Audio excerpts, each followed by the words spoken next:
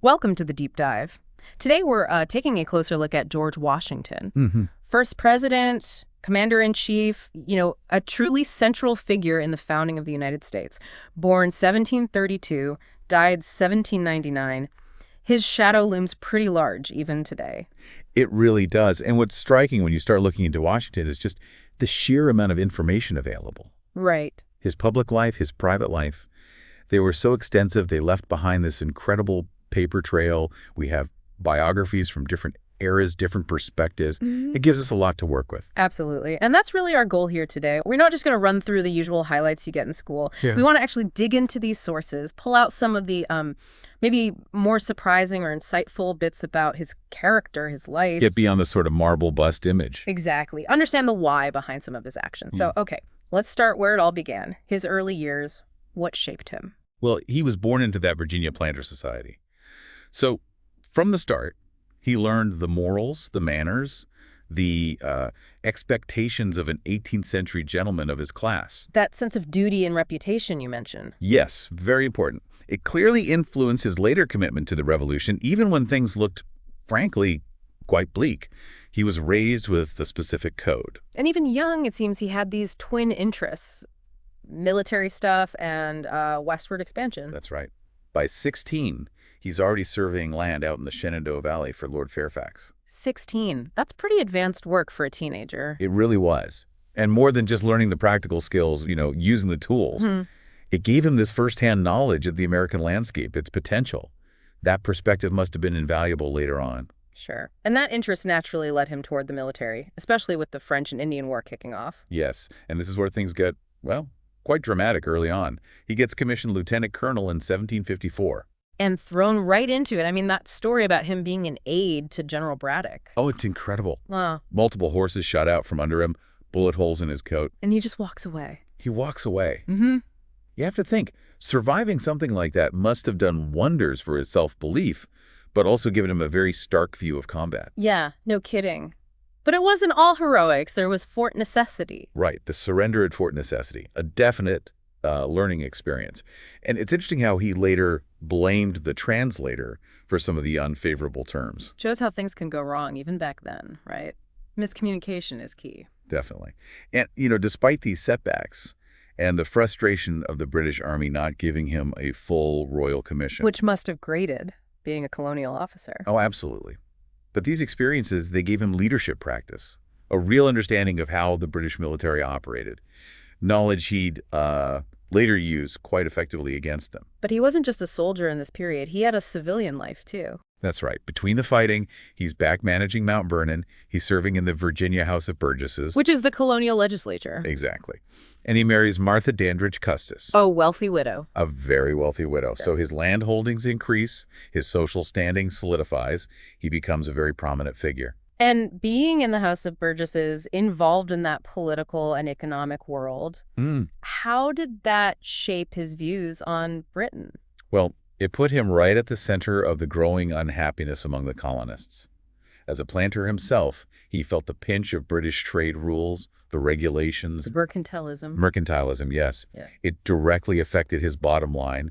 And you see him becoming more vocal, more aligned with those resisting British policies. So he's not just this military guy waiting in the wings. He's part of that rising tide of patriot sentiment. Precisely, which sets the stage perfectly for 1775 and the Second Continental Congress. They need a commander-in-chief for this new Continental Army. And Washington is there representing Virginia. His military background is obviously a huge plus. And being a Virginian helped bridge the gap between the northern and southern colonies, didn't it? Crucial for unity. So he gets the job, and it's quite something that he refuses a salary. Yeah, what's the thinking there? Pure patriotism, a statement. Probably a mix. It certainly showed his commitment wasn't about personal gain, but leading this army. I mean, what a task. Untrained troops, poorly equipped. Against the most powerful military in the world. He had to be smart, very strategic. He realized early on he couldn't risk everything in big, decisive battles. Not yet, anyway. Strategic patience, you called it. Exactly. Preserve the army, harass, make calculated strikes, retreat to fight another day. That was often the wisest course. But then you have these moments that just electrify everyone, like Boston. The Siege of Boston, yes.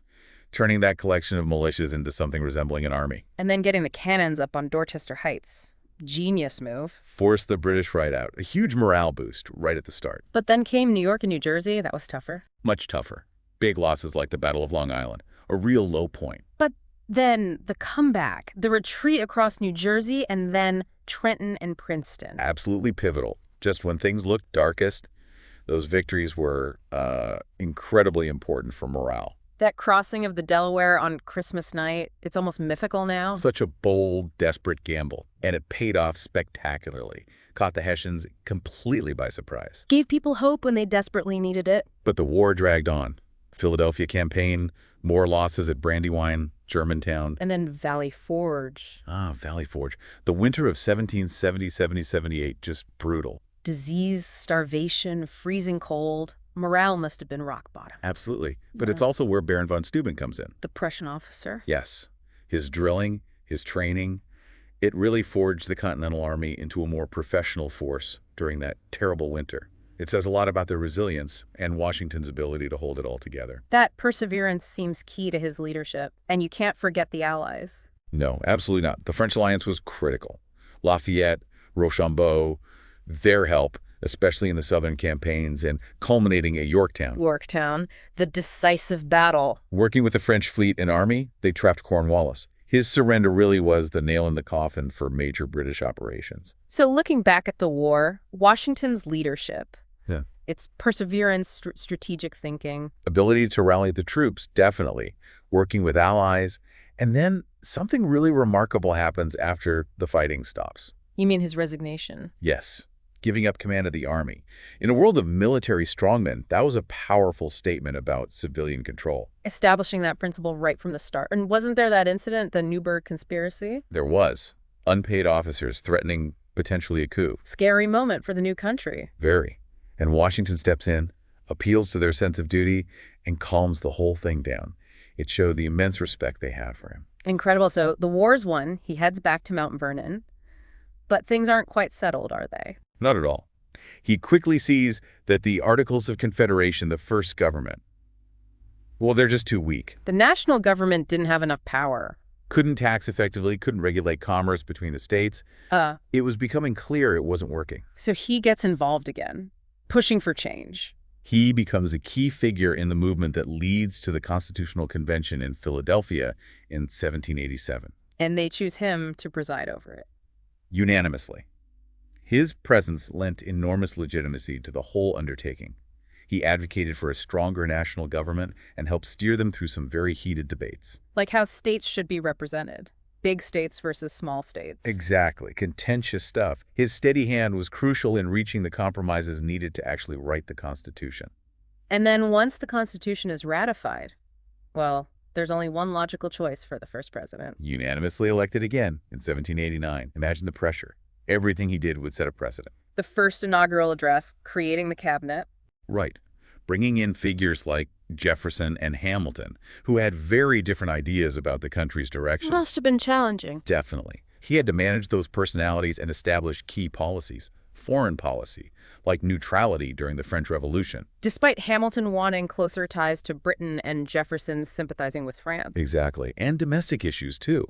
The Whiskey Rebellion, dealing with Native American tribes, negotiating treaties like the Jay Treaty with Britain and Pinckney's Treaty with Spain. And all this while, these political factions are starting to form around Hamilton and Jefferson, the Federalists and the Democratic Republicans. Yes. The first political parties. Washington tried hard to stay above the fray, to not be partisan himself. Required a lot of skill, I imagine. It did. And his farewell address, when he decided not to seek a third term. It's such a significant document. The warnings against intense party spirit and getting entangled in foreign alliances. Yes. Remarkably prescient warnings that people still debate the meaning of today. He also stressed national unity, morality, religion, as foundations for the Republic.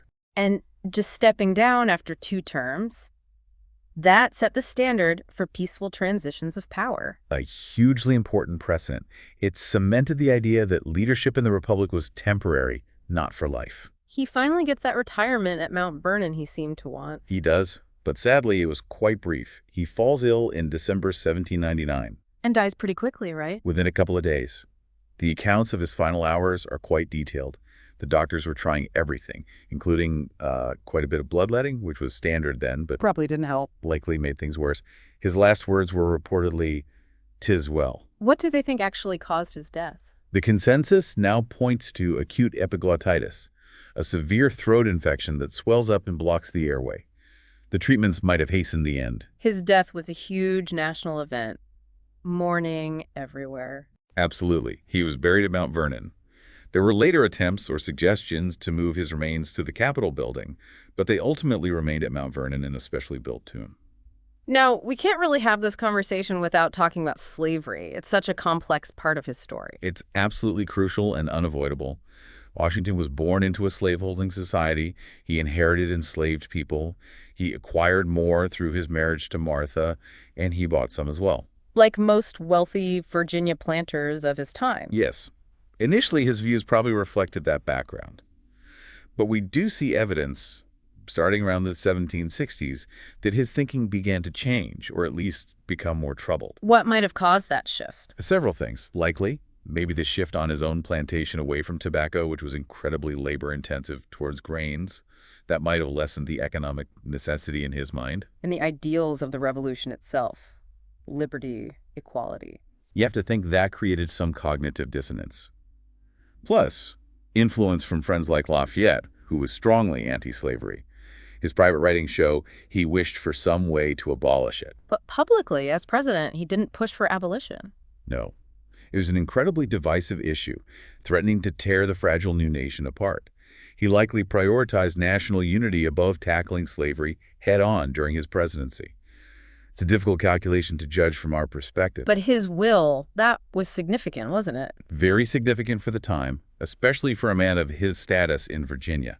He stipulated that the enslaved people he personally owned should be freed upon Martha's death. Not the ones Martha brought to the marriage, the dower slaves. No. Legally, he couldn't free those. But freeing his own slaves was a major statement, even if delayed. It shows that internal conflict he clearly wrestled with. Beyond that enormous issue, what about his personal life? We know about Martha, no biological children. Right, but he raised Martha's children from her first marriage and her grandchildren as his own. He seems to have been quite devoted to them. Personality-wise, often described as reserved, maybe a bit aloof. Yes, not necessarily warm and fuzzy in public. Imposing physical presence, of course. And those teeth. Ah, yes, the famous false teeth. Not wood, right? Definitely not wood. Ivory, metal, animal teeth, even human teeth bought from others, including enslaved people. They apparently caused him a lot of pain and discomfort throughout his life. Adds another layer to the image. So despite these personal struggles, his legacy. First in war, first in peace, and first in the hearts of his countrymen. That phrase really does capture the immense stature he held, and you see it everywhere today. Washington, D.C., Washington State, the monument, Mount Rushmore, the dollar bill. His image is ubiquitous. But as you expect, that legacy is also subject to ongoing debate and reevaluation.